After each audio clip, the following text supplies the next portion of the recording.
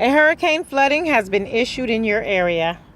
This is Tuolumne McCutcheon, the director of FEMA in Vermont. A tropical cyclone and flooding in the Vermont area has been spotted heading in this direction. As horrific as the thought of a cyclone and floods may sound, we are taking every prospective measure to assure everyone will have some type of emergency relief available to you. Now, just to be brief, the effects from any type of flooding aftermath is quite devastating. I can only tell the community that this will not compare to the circumstances to that of Katrina. We will be standing by for help and medical assistance. Again, this is a hurricane warning.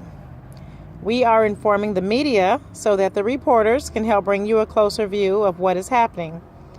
The damages are expected to be nearly $500 million. The town of Vermont looks to be covered with up to 11 inches of rain. The president has declared this a state of an emergency, but we assure you that others, along with ourselves, will be starting to aid in the relief of those in need. FEMA, which stands for Federal Emergency Management Agency, has been known to underestimate devastation in certain areas. But we assure you that we are doing everything possible to rectify this assumption. To aid in the relief of those in need, government assistance and counseling will be available. It is necessary that everyone knows your evacuation spots. Whether you're at home, school, or your place of business, we would like to add that people should always have a disaster plan made out.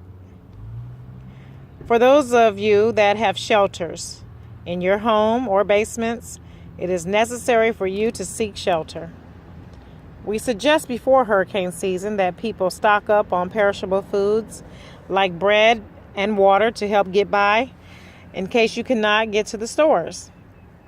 Everyone, please stay inside.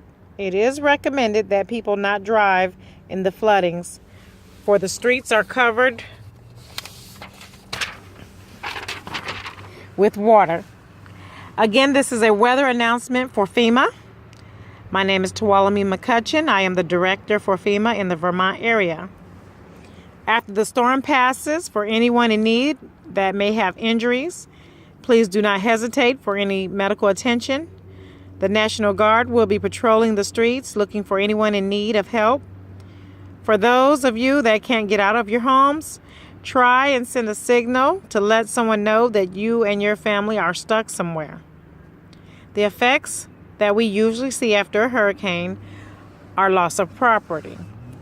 There has been millions and millions of homes damaged from hurricanes over the seasons.